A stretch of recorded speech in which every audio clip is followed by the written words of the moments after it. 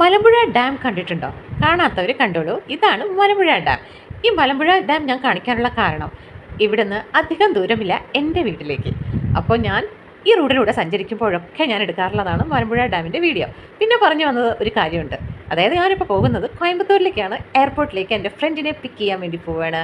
Front ആരാണ് എന്താണെന്നുള്ളതൊക്കെ ഞാൻ പിന്നെ പറയാം കേട്ടോ. അപ്പോൾ ഫസ്റ്റ് ഞാനൊന്ന് പോയി പിക്ക് ചെയ്യട്ടെ. അതിന് ശേഷം ഞങ്ങൾക്ക് ഒരു യാത്രയുണ്ട്.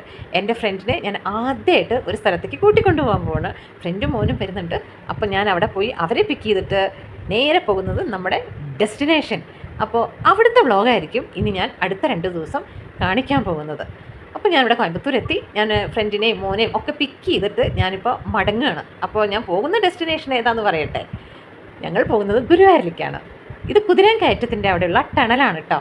അപ്പോൾ ഇതിനകത്തേക്ക് എൻ്റർ ചെയ്തതും എനിക്ക് എന്തെല്ലോ ഒരു നൊസ്റ്റാൾജിയ വന്നു. കാരണം ഞാൻ ഈ വഴി 2ാമത്തെ പ്രാവശ്യമാണ് പോകുന്നത്. ഇതിനു മുമ്പ് ഒരുപാട് ഞാനിവിടെ സഞ്ചരിച്ചിട്ടുണ്ട്. കുതിരാൻ കയറ്റത്തിൽ അവിടെ കോയിൻ എറിയുന്നുണ്ടല്ലോ, ആ ഒരു സമയത്തൊക്കെ ഞാൻ ഒരുപാട് കണ്ടിട്ടുണ്ട്. പക്ഷേ അതിന് ശേഷം ഇപ്പോഴാട്ടോ പോണത്. അന്നൊക്കെ അതുവഴി പോകുന്ന വാഹനങ്ങളൊക്കെ അവിടെ നിർത്തിയിട്ട് കോയിൻ ഇങ്ങനെ എറിയുമായിരുന്നു. അങ്ങനെ ഒരുപാട് കണ്ടിട്ടുണ്ട്. ഇന്ന് ആ ഒരു ശാസ്താവിൻ്റെ ആ ചെറിയ അമ്പലം കാണുന്നില്ല. അതെനിക്ക് വളരെയധികം സങ്കടം തോന്നി. എനിവേ, ഇപ്പോൾ ഞാൻ പോയിക്കൊണ്ടിരിക്കുന്നത് തൃശ്ശൂർ വഴിയാണ്. തൃശ്ശൂർ വഴി ഞാൻ പോകുന്നത് ഗുരുവായൂരിലേക്കാണ്. അധികം സസ്പെൻസ് ഒന്നുമില്ല. തൃശ്ശൂർ ഇങ്ങനെ കാണുമ്പോൾ എന്ത് സന്തോഷമാണെന്ന് പറയാം. ഇപ്പോൾ തൃശ്ശൂരിൽ ഇല്ലാത്തത് എന്താ ഉള്ളത്? ശരിക്കും പറഞ്ഞാൽ ചെന്നൈ പോലെ തന്നെ ഉണ്ടെന്നാണ് എൻ്റെ ഫ്രണ്ട് എന്നോട് പറഞ്ഞത്. രാത്രിയിൽ തൃശ്ശൂരിലൂടെ കടന്നു പോകുമ്പോൾ ഭയങ്കര ഡെവലപ്മെൻറ്റ്സ്. അപ്പോൾ ഞങ്ങൾ നേരെ ഗുരുവായൂർ എത്തിയതോ 8:30 ആയി. 3:55 എയർപോർട്ടിൽ നിന്ന് സ്റ്റാർട്ട് ചെയ്തത്. ഇവിടെ എത്തിയപ്പോൾ ഇത്രയും സമയമെടുത്തു ട്രാഫിക് കാരണം. നേരെ പോയത് ഗോവിന്ദ് റീജൻസി. ഇവിടെയാണ് ഞാൻ സ്ഥിരമായിട്ട് റൂം എടുക്കുന്നത്. അപ്പോൾ ഇനി നാം റൂമൊന്നും ടൂർ അധികം കാണിക്കേണ്ട ആവശ്യമില്ല. ഞാൻ ഓൾറെഡി നേരത്തെ വീഡിയോസിലൊക്കെ കാണിക്കാറുണ്ട്. എപ്പോഴും കാണിച്ച ബോറടിക്കില്ല. അതുകൊണ്ട് എനിക്കിവിടെ ഭയങ്കര കംഫർട്ടബിൾ ആണ്. അതുകൊണ്ടാണ് ഞാൻ സ്ഥിരമായിട്ട് വരുമ്പോൾ ഇവിടെ തന്നെ റൂം എടുക്കേണ്ട. കാരണം ഇവിടുന്ന് ജസ്റ്റ് 5 മിനിറ്റ് നടന്നാൽ മതി. നേരെ പോയി എത്തുന്നത് നടക്കിൽ തന്നെയാണ്. അപ്പോൾ അതുകൊണ്ട് വളരെ കംഫർട്ടബിളാണ്. അപ്പോൾ രാവിലെ നേരത്തെ എണീറ്റ് 4:30 എൻ്റെ ദർശനം കഴിഞ്ഞു കേട്ടോ. നല്ല ദർശനമായിരുന്നു. അത് കഴിഞ്ഞ് നേരെ റൂമിൽ വന്ന് 10 മിനിറ്റ് റെസ്റ്റ് എടുത്തിട്ട് പിന്നെ പോയത് മമ്മിയൂരിലേക്കാണ്. അപ്പോൾ ഗുരുവായൂർ തൊഴുതാൽ മമ്മിയൂർ തൊഴണം എന്നാണല്ലോ. അപ്പോൾ അതിൻ്റേതായ ആ പാറ്റേണിൽ തന്നെ 1 by 1 ആയിട്ട് നമ്മൾ ദർശനം തുടങ്ങിക്കഴിഞ്ഞു. മമ്മിയൂർ കഴിഞ്ഞു. നേരെ ഈ പോകുന്നത് പാർത്ഥസാരഥിയിലാണ്. പാർത്ഥസാരഥിനെക്കുറിച്ചും ഞാൻ കൂടുതൽ ഡീറ്റെയിൽസും മാപ്പും ലിങ്കും എല്ലാം മുമ്പത്തെ വീഡിയോയിൽ, അതായത് മുന്നേ പ്രാവശ്യം പോയപ്പോൾ ഞാൻ ഇട്ടിട്ടുണ്ട്. അപ്പോൾ അവിടെയൊക്കെ നമുക്ക് ദർശിക്കാവുന്നതാണ്. എല്ലാം അതേ ലൊക്കാലിറ്റി തന്നെയാണ്. അധികം ദൂരമൊന്നുമില്ല. ഒരു ഓട്ടോ വിളിച്ച് കഴിഞ്ഞാൽ ഈ എല്ലാ അമ്പലങ്ങളും ജസ്റ്റ് ഫോർ 350 റുപ്പീസിന് എല്ലാ ദർശനവും നമുക്ക് കഴിയാം. അത് പാർത്ഥസാരഥി കഴിഞ്ഞു കേട്ടോ. ഇനി പോകുന്നത് വെങ്കിടാചലപതിയിലേക്കാണ്. അതും ആ ഒരു കിലോമീറ്ററിൻ്റെ ഉള്ളിൽ തന്നെയാണ് വരിക. അധികം ദൂരമൊന്നുമില്ല. ഈ ഒരു അമ്പലം എനിക്ക് ഭയങ്കര ഇഷ്ടമായി. ഇവിടുത്തെ ആംബിയൻസും ആ ചുറ്റും ഒക്കെ കാണാൻ ഭയങ്കര ബ്യൂട്ടിഫുൾ ആയിട്ടുണ്ട്.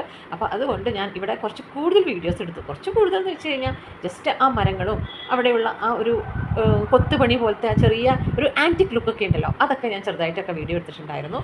ഈ അമ്പലത്തിൻ്റെ തൊട്ടടുത്ത് ഭഗവതിയുടെ ഒരു ചെറിയൊരു കാവ് പോലെ മോഡൽ പോലെ ഒരു അമ്പലം കൂടി ഉണ്ട്. ഒരു കുട്ടി അമ്പലം, അതായത് കീഴ്ക്കാവിലമ്മ എന്ന് പറയുന്നത് മാതിരി. ഇത് മേൽക്കാവിലമ്മ, കീഴ്ക്കാവിലമ്മ, അങ്ങനെയാണ് അവിടെയുള്ള വെളിച്ചപ്പാട് പറഞ്ഞത്. അവിടെ ഒരു വെളിച്ചപ്പാടും ഉണ്ടായിരുന്നു.